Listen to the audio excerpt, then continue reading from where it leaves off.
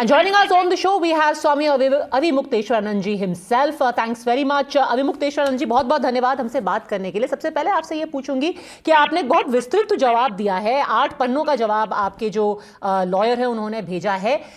आपने कहा है कि अवमानना की गई है. क्यों? क्योंकि ये मामला तो अब एक सिविल डिस्प्यूट है और सरकार ने उसी के आधार पर पूछा है कि क्या आप इस पद का इस्तेमाल कर सकते हैं, क्या आप शंकराचार्य कहलाए जा सकते हैं. तो ठीक है, बताया ना कि हम इस कारण से इस पद्धति से इस चीज के लिए आ रहे हैं और इसीलिए इसका उपयोग कर रहे हैं. बता भी तो दिया है नोटिस में, जवाब में. क्योंकि अब जिस तरीके की लड़ाई चल रही है उसमें यह कहा जा रहा है कि क्या 2027 के चुनावों के लिए ये धर्म कम और राजनीति ज्यादा हो रही है. अब बात यह है कि हम तो स्नान करने के लिए जा रहे थे, स्नान करते और चले जाते, दूसरा काम करते. वहां पर प्रशासन ने हमको रोक करके धीरे धीरे घंटों लगा करके और तरह तरह के अपराध करके इसको मुद्दा बनाया और अभी भी लगातार मुद्दा बनाता जा रहा है. तो इसका मतलब है कि अगर ऐसा कुछ होगा, राजनीति के लिए इसका कोई उपयोग किया जाने वाला होगा, इसका मतलब है कि वो लोग जानबूझ करके इसको प्लान के आधार पर मुद्दा बना रहे हैं. हमारा तो ऐसा कोई प्लान है नहीं है. क्योंकि आपके कुछ ऐसे वक्तव्य हैं, आपने पिछले दिनों में यह भी बोल दिया है कि योगी जी वो हिंदू ही कहलाने के लायक नहीं है, आप उनको अकबर मानते हैं, औरंगजेब मानते हैं. ऐसा क्यों? जो कि गोरखनाथ मठ के मठाधीश हैं, आपने कह दिया कि वो हिंदू ही नहीं है. ऐसा इसलिए क्योंकि कोई हिंदू अगर सामर्थ्य रखता हो तो वो गौ माता की हत्या को बर्दाश्त नहीं करता है, वो बर्दाश्त कर लेते हैं. इसीलिए हमने कहा क्योंकि हिंदू होने का जो प्रथम गुण है गौ माता के प्रति दृढ़ भक्ति, वो उनमें दिखाई नहीं दे रही है. कैसे वो गौ माता की हत्या कैसे बर्दाश्त कर रहे हैं? उत्तर प्रदेश में तो कानून है गौ हत्या के खिलाफ. प्रदेश में कानून है, उसका पालन कहाँ हो रहा है? यहाँ तो निरंतर गौ हत्या हो रही है, जगह जगह पर सुनाई देता है. अभी नोएडा में कितना पकड़ा गया था, एक साथ 12,000 गायों का मांस पकड़ा गया था.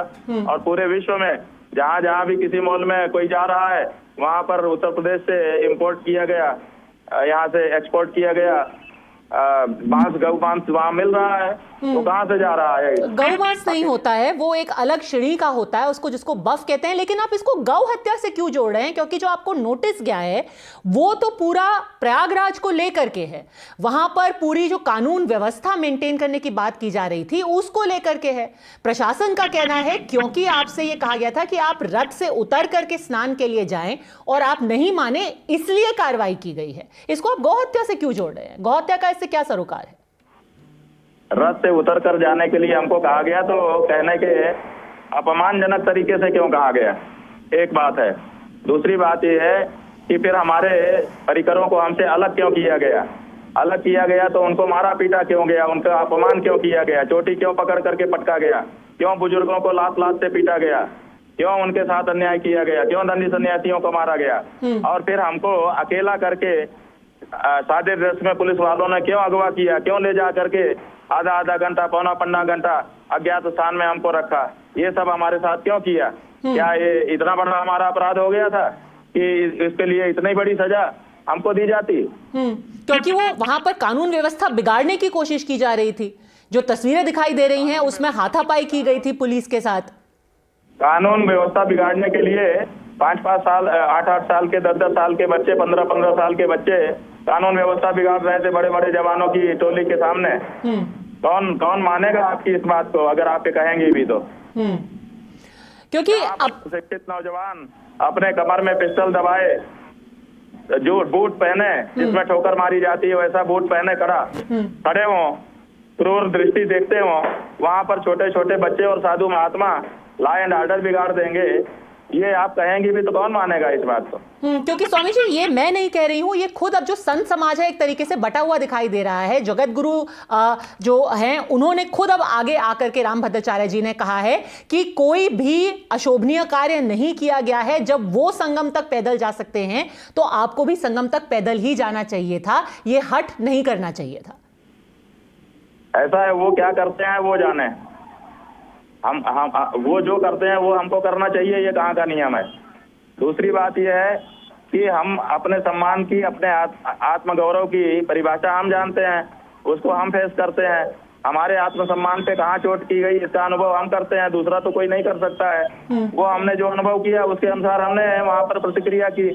लेकिन किसी भी संत साधु को, दंडी सन्यासी को, ब्रह्मचारी को मारना, पटकना, उसके बारे में अपशब्द बोलना, अगर इसको कोई भी अपने आप को जगत गुरु कहने वाला, आचार्य कहने वाला व्यक्ति कहता है तो हम कुछ भी नहीं कह सकेंगे, क्योंकि ये तो न कहने वाली ही बात है। नहीं, उनका ये कहना है कि आपको हट नहीं करना चाहिए था, कि मैं रथ पर ही बैठ करके जाऊंगा। जब सब पैदल जा रहे थे, जब पूरा वहां व्यवस्था बनाए रखने के लिए जरूरी था, ऐसा है। और उसी को लेकर विवाद शुरू हुआ। कुछ मान मर्यादा भी होती है, उसको भी संरक्षित रखना पड़ता है।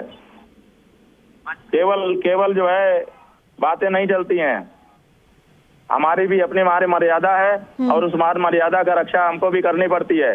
भारत के राष्ट्रपति को आप अगर बुलाइए और वो आपके यहाँ आना स्वीकार भी कर ले, और उसका आमंत्रण पत्र पे दूसरे नंबर पे नाम छाप दीजिए, जैसे ही वो आमंत्रण पत्र मिलेगा भारत का राष्ट्रपति कार्यक्रम कैंसिल कर देगा। क्यों कैंसिल कर देगा? कि भाई आपने हमारी मर्यादा को कमजोर कर दिया है, हमारा प्रोटोकॉल भंग हो रहा है। पर प्रोटोकॉल में तो नहीं है कि रथ में जाना। जगत गुरु कह रहे हैं कि प्रोटोकॉल में वो भी पैदल गए थे। किसी सूची में किसी नंबर पे नाम छप जाए, ऐसा नहीं कहा जा सकता है। जगत गुरु कह रहे हैं कि मैं तो जगत गुरु हूँ, फिर भी मैं पैदल गया था। प्रोटोकॉल में ये नहीं है। अरे भाई, जगत गुरु है, वो ब्रह्मांड गुरु है, उसे हमें क्या लेना देना है? हमारी मर्यादा हमारी है, उनकी मर्यादा उनकी है। वो तो मित्र हैं प्रधानमंत्री के। क्या कोई आचार्य मित्र हो सकता है? शंकराचार्य जी तो मित्र नहीं है प्रधानमंत्री के, तो क्या जो वो है वही हम कैसे हो जाएंगे? हमारी अपनी परंपरा है, 2500 साल से चली आ रही है। उन्होंने स्वयं से अपनी गद्दी खुद बनाई है और खुद बैठे हुए हैं। उनके में हमारे में आप क्या तुलना कर रही हैं?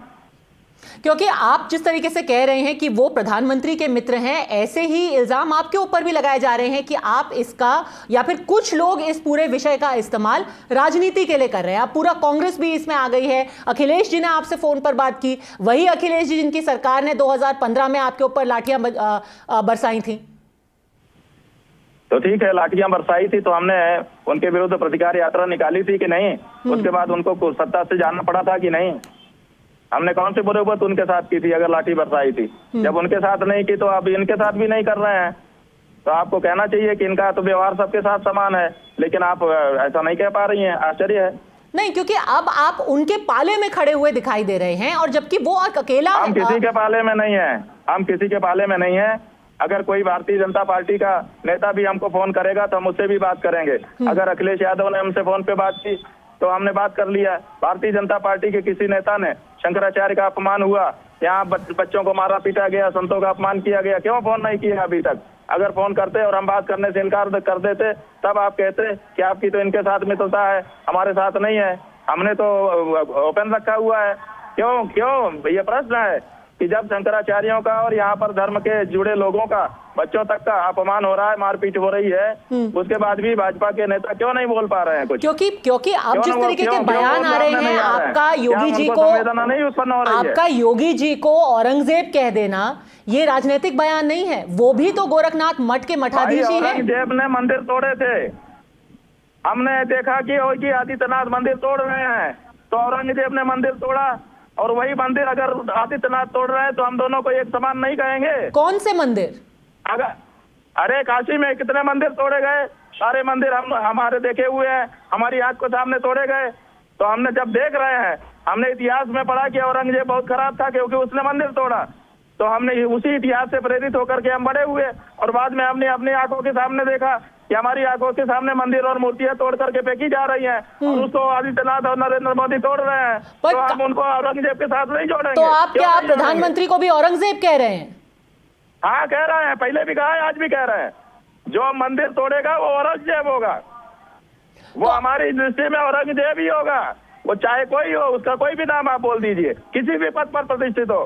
मंदिर तोड़ने का, मूर्ति तोड़ने का, हमारी आस्था पर आघात करने का किसी को अधिकार नहीं है। अभिमुक्तेश्वर करेगा तो हम उसको संबोधित करेंगे। ठीक है, हमने आज भी कर रहे हैं। ठीक है, अगर आप योगी आदित्यनाथ और प्रधानमंत्री दोनों को हिंदू विरोधी कह रहे हैं, तो आप कह रहे हैं कि समाजवादी पार्टी अखिलेश यादव हिंदू प्रेमी है? भाई हमने कब कहा? हमने तो नहीं कहा। कि वो हिंदू प्रेमी है। अभी कल ही फोन किया था उन्होंने संवेदना के लिए। हमने कहा भाई तुम्हें तो गौशाला से दुर्गंध आती है और इतर से सुगंध आती है, तुम कैसे हमको फोन कर रहे हो? हमने तो सबके सामने उनसे पूछा, ऐसी क्या बात है? क्योंकि अब जो है इसका जिस तरीके से राजनीतिकरण हुआ है, एक तरीके से हर किसी पर एक लेबल चस्पा किया जा रहा है कि ये हिंदू विरोधी है क्योंकि अभिमुक्तेश्वरानंद जी के साथ उनका असम्मान हुआ है, और ये पार्टी जो कांग्रेस और समाजवादी पार्टी है ये असल में हिंदू हित की बात करती हैं। आप क्या मानते हैं कि समाजवादी पार्टी और कांग्रेस हिंदू हित की बात करती हैं? बात यह है कि समाजवादी पार्टी और कांग्रेस हिंदुओं की तरफ से रिजेक्टेड है, रिजेक्टेड पीस है ये सब। अब तो हम लोग भाजपा पे भरोसा किए थे, 12 साल में उसका भी पता चल गया कि वो भी गौ हत्या को नहीं बंद कर पा रही है, वो भी मंदिरों को तोड़ रही है, वो भी हमारी बहनों की प्रतिष्ठा को नहीं बचा पा रही है। इसलिए अब उसको भी रिजेक्ट करने का समय आ रहा है। हम तो सनातनी राजनीति में अपना भविष्य ढूंढ रहे हैं, हम तो उस मुहाने पर खड़े हुए हैं। आप हमको कांग्रेस और इनके साथ क्या जोड़ेंगे? क्योंकि वो आपके सम्मान में मैदान में उतरे हुए हैं, आप उनको रिजेक्टेड बोल रहे हैं। अरे भाई जो रिजेक्टेड है वो रिजेक्टेड है, सम्मान में आए हैं, अपने राजनीतिक लाभ के लिए आए हैं कि हमारे लिए आए हैं? जब मंदिर हमारे तोड़े जा रहे थे काशी में, तो क्यों नहीं कांग्रेसी आया, क्यों नहीं सपाई आया, क्यों नहीं बसपाई आया हिंदुओं के साथ खड़ा होने के लिए? बताओ। अभिमुक्तेश्वरानंद जी, अजय राय तो आपसे मिलने आए हैं। कांग्रेस पार्टी के पवन खेड़ा ने कहा आप हिंदुओं के सिरमौर हैं और आप उनको रिजेक्टेड बोल रहे हैं। भाई वो जब हिंदुओं की भावनाओं के साथ खड़े होंगे तभी हम उनको अपने साथ जोड़ेंगे, नहीं तो हम उनको रिजेक्ट पीस समझते हैं और बिल्कुल घोषित रूप से हम उनको रिजेक्ट समझते हैं। कोई व्यक्ति संवेदना वाला हो और आए, वो ठीक है, आया, कोई बात नहीं है, लेकिन हम जानते हैं कि वो राजनीति करते हैं, राजनीति का चाहे जहां पर उनको लाभ दिखाई दे वहां पे आते हैं। लेकिन हिंदुओं के साथ जुड़ करके हिंदू भावना के साथ अपने आप को एकाकार करने की जो परिस्थिति है वो अब उन पार्टियों में नहीं दिखाई देती है।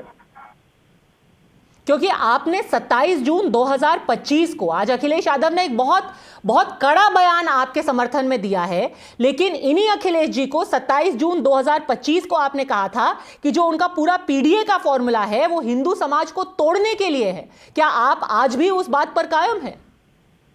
क्यों नहीं, हम तो जो बात कहते हैं उसको कभी पलटते नहीं है। जो कह रहे हैं वो बिल्कुल कहे हैं, डंके की चोट पर ही कहते हैं और उस पर कायम रहते हैं।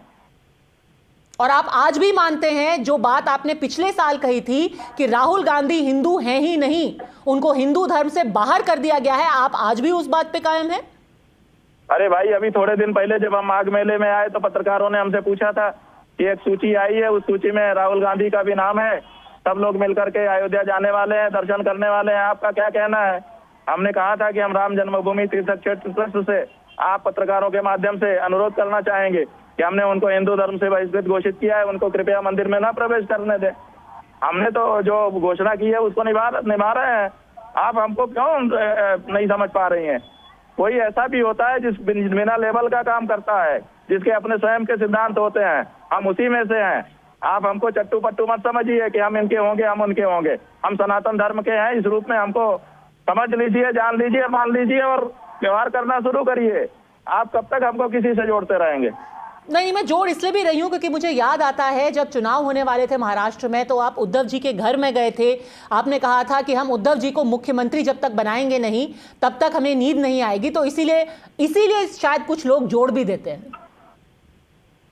बात यह है कि हमने कहा था, लेकिन हमने उद्धव जी से कहा था कि गौ रक्षा के लिए आपका जो इंडिया गठबंधन बना है उसमें प्रस्ताव पारित करवाइए, उन्होंने नहीं करवाया।